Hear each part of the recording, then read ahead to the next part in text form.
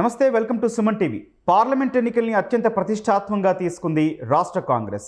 ఇందులో భాగంగానే ఖమ్మం నుంచి పార్టీ కీలక నాయకురాలు సోనియా గాంధీని పోటీ చేయించబోతున్నట్టుగా వార్తలు వస్తున్నాయి.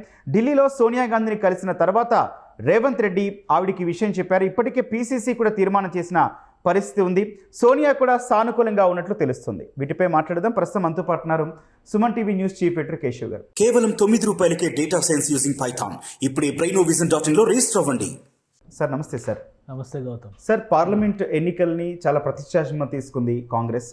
సార్, అసలు సోనియా గాంధీని ఇక్కడి నుంచి పోటీ చేయించడం వెనక వ్యూహం ఏమై ఉంటుంది? ఒకటి, ఇక్కడ ప్రస్తుతం తెలంగాణలో కాంగ్రెస్ ప్రభుత్వం ఏర్పడింది. దేశవ్యాప్తంగా కూడా ఒక సెంటిమెంట్ ఉండింది. ఇంతకు ముందర ఉమ్మడి ఆంధ్రప్రదేశ్ ఉన్నప్పుడు ఆంధ్రప్రదేశ్లో కనుక కాంగ్రెస్ మెజారిటీ వస్తే ఖచ్చితంగా దేశవ్యాప్తంగా కాంగ్రెస్ అధికారంలోకి వచ్చినటువంటి సెంటిమెంట్ ఉండేది. ఓకే. ఇప్పుడున్న పరిస్థితుల్లో ఏంటంటే అధికారంలోకి వచ్చారు, 10 ఏళ్ల తర్వాత తెలంగాణ ఇచ్చి అయినా కానీ రేపు 10 ఏళ్ల పాటు విపక్షంలో కూర్చున్నటువంటి పరిస్థితి అనేది కాంగ్రెస్ పార్టీకి మామూలు గుణపాఠం నేర్పించలేదు. కాబట్టి ఇప్పుడు అధికారంలోకి వచ్చారు కాబట్టి ఒక బలమైన శక్తిగా ఎదగాలి. ప్లస్ ట్రెడిషనల్గా కాంగ్రెస్ ఓటు బ్యాంక్ ఉన్నటువంటి కొన్ని కాన్స్టిట్యున్సీస్ ఉన్నాయి. సో లాస్ట్ 2 దఫాలు కూడా కాంగ్రెస్ అంతో ఎంతో ఆంధ్రప్రదేశ్తో పోలిస్తే తెలంగాణలో మంచి పెర్ఫార్మెన్సే చేసింది. ప్రధాన ప్రతిపక్ష పాత్రలోనే కాంగ్రెస్ పార్టీ ఉంది. మిగతా ఏ పార్టీకి స్పేస్ ఇవ్వలే.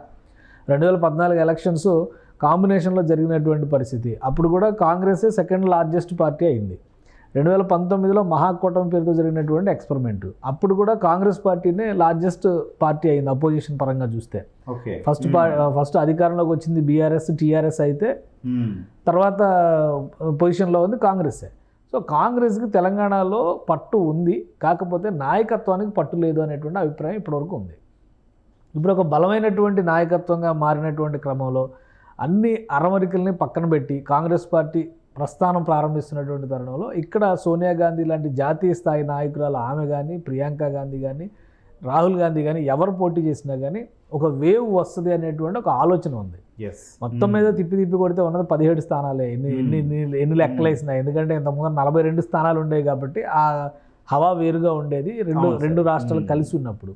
ఇప్పుడు దక్షిణాది రాష్ట్రాల్లో చూస్తే 3వ స్థానంలో 4వ స్థానంలో ఒక రకంగా చెప్పాలంటే 17 సీట్లు అంటే, ఎందుకంటే లార్జెస్ట్ దక్షిణాది రాష్ట్రాల్లో వచ్చేది తమిళనాడు, తర్వాత కర్ణాటక, తర్వాత ఆంధ్రప్రదేశ్, ఆ తర్వాత తెలంగాణ వస్తుంది, కేరళ లాస్ట్లో ఉండేటువంటి పొజిషన్. కాబట్టి వీలైన ఎక్కువ సీట్లు గెలవాలి. అందులో కూడా ఒక seat already reserved for MIM అన్నట్టుగా అయిపోయింది కాబట్టి తెలంగాణలో అంటే గత 30 ఏళ్ళుగా దాదాపు 1983 ఆ తర్వాత నుంచి ఎంఐఎం ఆ సీట్ని గెలుచుకున్నటువంటి పరిస్థితి ఉంది. వేరే ఎవరికి కూడా దక్కలేదు కాబట్టి ఒక సీటు వదిలితే 16 చోట్ల మాత్రం బలమైనటువంటి పోటీ చూపించాల్సినటువంటి అవసరం ఉంది. అందుకనే సోనియా గాంధీని కనుక ఇక్కడికి తీసుకొస్తే తెలంగాణ ఇచ్చిన దేవత అనేటువంటి ఒక ఇమేజ్ కాంగ్రెస్ పార్టీకి మరింత మెరుగుదలని, మరింత షైనింగ్ని తీసుకొస్తుంది అనేటువంటి ఆలోచన రాష్ట్ర కాంగ్రెస్ నేతల్లో ఉంది. అందుకే కోరుతున్నటువంటి పరిస్థితి. ఇదే కాదు, ఎన్నికల ఫలితాలు వచ్చిన మరుక్షణం వచ్చినటువంటి చర్చ ఏంటంటే లోక్సభ ఎన్నికల బరిలో సోనియా గాంధీని తెలంగాణ నుంచి పోటీ చేయించాలనేటువంటి ప్రతిపాదన. ఓకే. కాకపోతే నియోజకవర్గాలు మారుతున్నాయి. ఒక్కొక్క నియోజకవర్గం ముందు మెదక్ అన్నారు, ఎందుకంటే ఇందిరాగాంధీ గారు 1978లో అనుకుంటూ పోటీ చేశారు. ఇక్కడ ఆ ఎఫెక్ట్ అంటే అత్తగారి వారసత్వంగా మీరు రండి అని. ఇదే ప్రతిపాదన గతంలో వైఎస్ రాజశేఖర రెడ్డి గారు కూడా చేశారు. రాజశేఖర రెడ్డి చేసినప్పుడు అప్పుడు ఆంధ్రప్రదేశ్ని చాయిస్గా తీసుకోవాలి. కర్ణాటక వెళ్ళారు, బళ్ళారి నుంచి కంటెస్ట్ చేసి మనం ఆల్రెడీ ఆ చరిత్ర మనం చూసాం. ఇప్పుడు ఇక్కడ ఆంధ్రప్రదేశ్ అంటే ఉమ్మడి ఆంధ్రప్రదేశ్ లేదు కాబట్టి తెలంగాణ ఉంది కాబట్టి తెలంగాణ రాష్ట్రంలో ఆ వేవ్ రావాలంటే కనుక ఆమె బరిలోకి దిగితే మెరుగైన ప్రయోజనాలు అంటే 10కి పైన డబుల్ డిజిట్ గెలవాలనేది ఇక్కడ ఆలోచన. 10కి పైన అంటే 14-15 సీట్లు గెలవాలనేది ఒక ఆలోచన చెప్తున్నారు. కాబట్టి మిగతా పార్టీలు కూడా ఉన్నాయి కాబట్టి మరి అంత స్వీప్ అయిపోద్దని నేనైతే అనుకోవడం లేదు. సార్, కానీ ఖమ్మం వైపే ఫోకస్ చేయడానికి కారణం ఉంది. ఎందుకంటే రాష్ట్ర కాంగ్రెస్ నుంచి కావచ్చు ప్రధానంగా వినిపిస్తున్న మాట ఖమ్మం నుంచే సోనియాను బరిలో నిలుపుతామని చెప్పన్నట్టు. అంటే 3 ప్రతిపాదనలు ఇప్పటివరకు కాంగ్రెస్ పార్టీ అధ్యక్షులు అంటే ఇప్పుడు అధ్యక్షురాలు అనలేం కానీ సోనియా గాంధీ అగ్రనాయకురాలుగా సోనియా గాంధీ చుట్టూ నడుస్తున్నటువంటి పరిస్థితి ఉంది. First proposal Medak parliament seat. కానీ మెదక్ పార్లమెంట్ సీట్ పరిధిలో అన్ని సీట్లు ఆల్మోస్ట్ బీఆర్ఎస్ పార్టీ గెలుచుకున్నటువంటి పరిస్థితి. కేసీఆర్ గారే బరిలో దిగుతారనేటువంటి ప్రచారం జరుగుతుంది. సో అక్కడ గెలుపు అంత సాధ్యమయ్యేటువంటి విషయం కాదు. గత చరిత్రను చూసి ఇందిరాగాంధీ ఇమేజ్ని దృష్టిలో పెట్టుకొని సోనియా గాంధీ పోటీ చేస్తే అది కలిసి వస్తుందని చెప్పడానికి అవకాశం లేదు.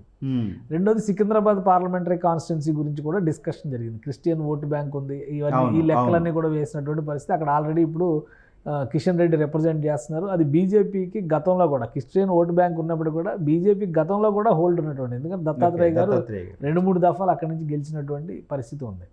సో ఇవన్నీ దృష్టిలో ఉంచుకొని చూస్తే మరొక ప్రత్యామ్నాయ ఎజెండాగా అటు ట్రెడిషనల్గా కలిసి వచ్చేటువంటి సీటుగా నల్గొండ, కాంగ్రెస్కి నల్గొండ కానీ ఖమ్మం కానీ ఇవన్నీ కూడా స్వీప్ చేసినటువంటి జిల్లాలు ఉమ్మడి జిల్లాల్లో చూస్తే. అందుకని ఖమ్మం ప్రతిపాదన వచ్చింది. ఖమ్మం విషయంలో 2 కారణాలు ఉన్నాయి. ఒకటి, బలమైనటువంటి నాయకత్వం ఖమ్మం నుంచి ఉంది. ఖమ్మం జిల్లాలో ఒక్క భద్రాద్రి కొత్తగూడెంలో భద్రాద్రి నియోజకవర్గం మినహా అన్ని నియోజకవర్గాలు కాంగ్రెస్ దాని మిత్రపక్షాలు గెలుచుకున్నాయి. ఒకే ఒక్క నియోజకవర్గం బీఆర్ఎస్కి పోయినటువంటి పరిస్థితి. సో ఖచ్చితంగా అక్కడ వైట్ వాష్ జరిగింది బీఆర్ఎస్కి. అదే తరహాలో రేపు లోక్సభ స్థానంలో కూడా పట్టు వస్తుంది అనేది ఒక అభిప్రాయం ఉంది. ఇంకోటి, మనం వారసత్వ పరంగా చూస్తే కూడా గత 20 ఏళ్లలో తెలంగాణ రాష్ట్రంలో మిగతా జిల్లాల కంటే కూడా ఉమ్మడి ఖమ్మం జిల్లాలో ఎప్పుడు కూడా బీఆర్ఎస్కి సరైనంత బలం దక్కినటువంటి పరిస్థితి లేదు. కాబట్టి గత ఎన్నికల్లో కూడా మనం చూస్తే పెద్ద పర్ఫార్మెన్స్ ఏం లేదు. కానీ పార్టీ నుంచి మారినటువంటి నాయకులు, టీడీపీ నుంచి మారిన వాళ్ళు, అలానే సిపిఐ నుంచి మారిన వాళ్ళు, అలానే ఇటువైపు చూస్తే కాంగ్రెస్ నుంచి వెళ్ళిన వాళ్ళు, వీళ్ళు గెలుచుకొచ్చినటువంటి నియోజకవర్గాలు ఎక్కువ ఉన్నాయి. కాబట్టి ఈసారి అది ఒక సేఫెస్ట్ పాయింట్గా కనిపిస్తుంది. పొంగులేటి శ్రీనివాసరెడ్డి కానీ, తుమ్మల నాగేశ్వరరావు కానీ బలమైనటువంటి నాయకత్వం కూడా అక్కడ రిప్రజెంటేషన్ ఉంది. సో గెలుస్తారు అనేటువంటి ధీమా, గెలుస్తారు అనేటువంటి నమ్మకం ఎక్కువగా ఉంది. కాబట్టి ఖమ్మం పైన ప్రతిపాదన చేస్తున్నటువంటి పరిస్థితి. రాయబరేలీ నుంచి ఇప్పుడు పోటీ చేసేవాళ్ళు యూపీ, ఎందుకంటే కొడితే కుంభస్థలాన్ని కొట్టాలి అన్నట్టు కేంద్రంలో అధికారం రావాలంటే యూపీ చాలా కీలకం. సో అక్కడి నుంచి వాళ్ళు పోటీ చేసేవాళ్ళు. గతంలో రాహుల్ ఓడిపోయినా కూడా యూపీ నుంచే ప్రాతినిధ్యం వహించారు. ప్రియాంక గాంధీని కూడా అక్కడే ఫోకస్ చేసిన పరిస్థితి. కానీ సోనియా గాంధీ గారి పరంగా చూసుకుంటే సార్, ఆవిడ ఎందుకు ఇంట్రెస్ట్ చూపిస్తున్నారు, ఎందుకు సానుకూలంగా ఉన్నారు? అంటే ఒకటి, యూపీలో రాజకీయం మొత్తం మారిపోయింది. ఇప్పుడు ఒకప్పుడు యూపీ మొత్తం కాంగ్రెస్ గుప్పిట్లో ఉండేది. గత 20 ఏళ్ల క్రితం కూడా కాంగ్రెస్ పార్టీ ఒక బలమైనటువంటి శక్తిగా ఉండేది. ఎప్పుడైతే 1980 తర్వాత రాజకీయంగా మార్పులు వస్తాం మొదలైందో, అక్కడ ప్రాంతీయ పార్టీల అస్తిత్వం ఎక్కువ పెరిగిందో, సమాజ్వాదీ పార్టీ, బీఎస్పీ కానీ, అలానే మిగతా పార్టీలు కూడా, ఇవన్నీ అజిత్ సింగ్ పార్టీలు, ఇట్లాంటివన్నీ వచ్చిన తర్వాత అక్కడ లెక్కలు మొత్తం మారిపోయినటువంటి పరిస్థితి. కాంగ్రెస్ పార్టీ గతంలో 2004లో అధికారంలోకి వచ్చినప్పుడు కూడా యూపీలో ఏం పెద్ద పర్ఫార్మెన్స్ ఏం లేదు. మహా అయితే 4-5 సీట్లు గెలిచినటువంటి పరిస్థితి. ఇప్పుడు మరి 1-2 సీట్లకు పరిమితం అయిపోతున్నటువంటి వాతావరణం. ఇంకోటి, అయోధ్య రామ మందిరం సాకారం అవడం బీజేపీకి అక్కడ కలిసి వచ్చేటువంటి అంశం ఈసారి ఎలక్షన్స్లో ఒక బలమైనటువంటి ఫ్యాక్టర్గా మారేటువంటి అవకాశం ఉంది. దాంతోపాటు కాశీ కారిడార్ విషయంలో కాశీ విశ్వనాథ కారిడార్ అని చెప్పని చేసి ఇప్పుడు వారణాసి కారిడార్ పేరుతో చేస్తున్నటువంటి డెవలప్మెంటల్ యాక్టివిటీస్ అన్నీ కూడా వారణాసి కాదు, ఉత్తరప్రదేశ్ మొత్తంలో కూడా దాని ప్రభావం ఎక్కువగా కనిపిస్తున్నటువంటి పరిస్థితి ఉంది. కాబట్టి మా సొంత ఊరు అనేటువంటి నిర్ణయంతో కనుక అక్కడే కూర్చుంటే, గతంలో అక్కడ అమేఠీ ప్లస్ ఇక్కడ వాయనాడులో 2 చోట్ల రాహుల్ గాంధీ కంటెస్ట్ చేశారు. ఒక చోట గెలిచారు, రెండో చోట ఓడిపోయారు. ఒకవేళ అదే నమ్ముకుని ఉంటే కాన్స్టిట్యున్సీలో ఓడిపోయి ఉంటే రాహుల్ గాంధీ పరిస్థితి వేరుగా ఉండేది. సో అందుకని సేఫెస్ట్ కాన్స్టిట్యున్సీ కింద వాయనాడు వచ్చినటువంటి పరిస్థితి. ఇప్పుడు సోనియా గాంధీ విషయంలో కూడా బహుశా అటువంటి తర్జన భర్జనలో జరుగుతున్నటువంటి పరిస్థితి కనిపిస్తుంది. ఓకే, అధికారంలోకి రావడం అనేటువంటి ఒక అంశం అయితే, రెండవది అది అగ్రనేతలకు సంబంధించినటువంటి గౌరవాన్ని కాపాడుకోవడం కూడా కాంగ్రెస్ నేతల బాధ్యతగా మారిపోతున్నటువంటి వాతావరణం ఉంది. ఈ నేపథ్యంలోనే కొత్తగా తెలంగాణ ఇచ్చినటువంటి రాష్ట్రంగా అధికారంలోకి వచ్చినటువంటి కాంగ్రెస్ పార్టీ ఏంటంటే, సోనియా గాంధీని ఇక్కడి నుంచి కనుక ఆమెను బరిలోకి దింపితే రాష్ట్ర వ్యాప్తంగా కలిసి వచ్చేటువంటి అవకాశం ఉంటుంది. దక్షిణాది రాష్ట్రాల్లో ప్రభావం చూపించేటువంటి ఛాన్సెస్ ఉంటాయి. ఇలాంటి అంచనాలన్నీ ఉన్నప్పుడు కాంగ్రెస్ కూడా అంత ఈజీగా ఏమి ఆషామాషిగా ఏం తీసుకోవాలి ఎలక్షన్స్ని. ఆల్రెడీ మనం చూస్తున్నాం, కీలకమైనటువంటి నేతలు ఎవరైతే కాంగ్రెస్ నుంచి వలస వెళ్ళారో వాళ్ళందరినీ మళ్ళీ వెనక్కి తీసుకొచ్చేటువంటి 2 రోజుల క్రితం చూసాం. స్టేషన్ గన్పూర్ రాజయ్య ఆయన వచ్చేసాడు ఆల్రెడీ. ఆయన ఎలాగో లాస్ట్ ఎలక్షన్స్లో సీట్ రాలేదు కాబట్టి చాలా ఈజీగా వచ్చేసాడు. ఇప్పుడు ఇవాళ వెంకటేష్ నేత, పెద్దపల్లి ఎంపీ, ఆయన ఆల్రెడీ ఎంపీగా ఉండి కాంగ్రెస్లోకి మళ్ళీ ఇప్పుడు వచ్చేసారు. రేపంటే టికెట్ బహుశా ఆయనకి కన్ఫర్మ్ చేస్తారనుకుంటా. ఆ ఎష్యూరెన్స్ లేకుండా అయితే వచ్చే అవకాశం లేదు. సో అంటే గెలుపు గుర్రాల కోసం కాంగ్రెస్ పార్టీ కూడా ఎత్తుక్కుంటుంది. గత ఎన్నికల తర్వాత జరిగినటువంటి పరిణామాలు, ఏ విధానాలు అయితే కేసీఆర్ అనుసరించడం ద్వారా కాంగ్రెస్ పార్టీని నిర్వీర్యం చేశారో, కీలకమైనటువంటి నాయకులందరినీ కూడా గులాబీ కండువాలు కప్పడం ద్వారా కాంగ్రెస్ పార్టీ కనుమరుగలే అయ్యే రాజకీయం నడిపించారో, అదే వ్యూహాన్ని రివర్స్ చేసేటువంటి ప్రయత్నం రేవంత్ రెడ్డి చేస్తున్నట్టుగా కనిపిస్తుంది. సార్, ఇంకొక విషయం కూడా చెప్పుకోవాల్సిన అవసరం కనిపిస్తుంది. అమేథీలో రాహుల్ గాంధీని ఓడించారు. అక్కడ కేంద్ర మంత్రి స్మృతి ఇరానీని ఆవిడ అప్పట్లో రంగంలోకి దింపారు. సో ఇక్కడ మరి సోనియా గాంధీ గారు పోటీ చేస్తున్నారు అన్నప్పుడు బీజేపీ దీన్ని మీద ఫోకస్ చేసే అవకాశం ఉంటుందా?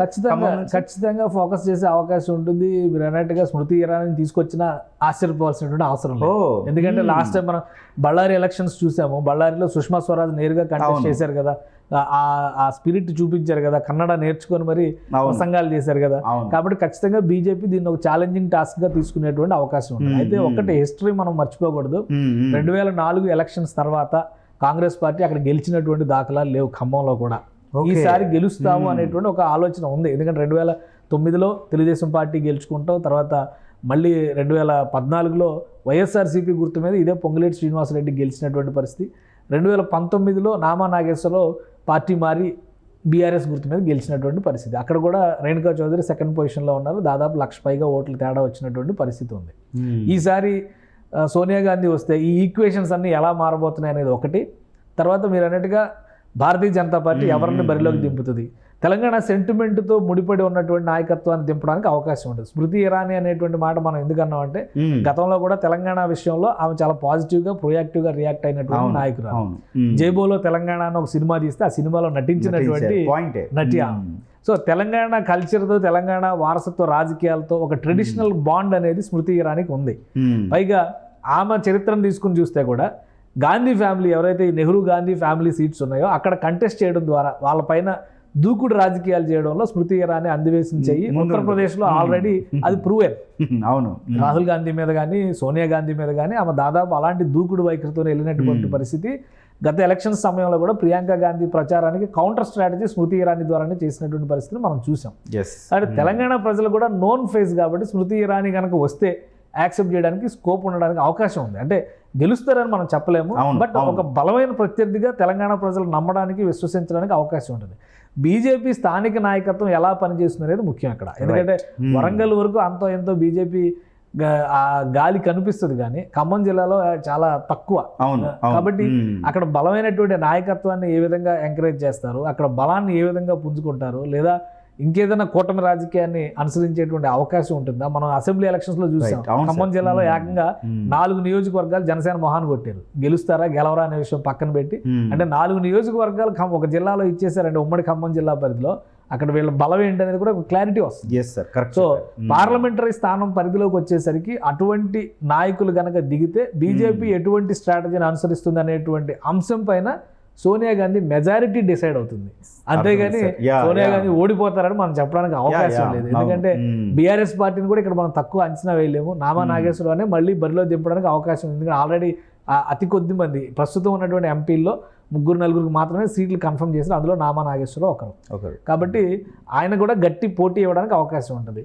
ఈ గట్టి పోటీ విషయంలో ఎవరు పై చేయి సాధిస్తారు? సహజంగా 2 జాతీయ పార్టీలు తలపడేటువంటి క్రమంలో ప్రాంతీయ పార్టీలు చాలా వరకు వాళ్ళ లిమిటేషన్స్ చాలా వరకు పరిమితం అయిపోయేటువంటి అవకాశం ఉంది. కాబట్టి దాన్ని బ్రేక్ చేసి బీఆర్ఎస్ పార్టీ మరొకసారి తెలంగాణ అస్తిత్వవాదాన్ని, గత 10 ఏళ్ల తెలంగాణ ప్రగతివాదాన్ని ప్రజల ముందుకు తీసుకెళ్లడం ద్వారా ప్రజల మనల్ని అందుకోగలుగుతుందా లేదా సోనియా గాంధీ లాంటి ఒక స్టాల్ వాళ్ళ లీడర్ వచ్చినటువంటి నేపథ్యంలో బీఆర్ఎస్ పార్టీ చతికిలు పడేటువంటి పరిస్థితి ఉంటుంది. పోటీ వీళ్ళిద్దరి మధ్య మిగిలితే బీఆర్ఎస్ పార్టీ 0 అయ్యేటువంటి, అంటే 0 అనలేకపోయినా కానీ కనీసం 4-5 పాయింట్ల దగ్గర ఆగిపోయేటువంటి పరిస్థితి ఉంది. కాబట్టి ఎలా డిసైడ్ అవుతుందో చూడాలి మనం. Right sir, thank you sir. రాష్ట్రంలో అధికారంలోకి వచ్చిన తర్వాత కాంగ్రెస్ పార్లమెంట్ ఎన్నికలపై అయితే ఫోకస్ పెట్టింది. ప్రధానంగా ఖమ్మం నుంచి సోనియాను బరిలోకి దింపే అవకాశాలు చాలా స్పష్టంగా కనిపిస్తున్నాయి. ఒకవేళ ఖమ్మం నుంచి సోనియా బరిలోకి దిగితే కేవలం తెలంగాణ వ్యాప్తం కాదు, మొత్తం దక్షిణాది మొత్తం కూడా కాంగ్రెస్కి కొంచెం సానుకూలంగా మారే అవకాశాలు కనిపిస్తున్నాయి. కానీ ఖమ్మంలో సోనియా కనుక పోటీ వస్తే ఇక్కడ బీజేపీ కూడా అంత ఆషామాషిగా ఫైట్ ఇచ్చే అవకాశాలు లేవు. ఒకవేళ కేంద్ర మంత్రి స్మృతి ఇరానీ దింపే అవకాశాలు కూడా చాలా ఎక్కువగా కనిపిస్తున్నాయి గత చరిత్రను పరిశీలిస్తే కూడా. Thank you.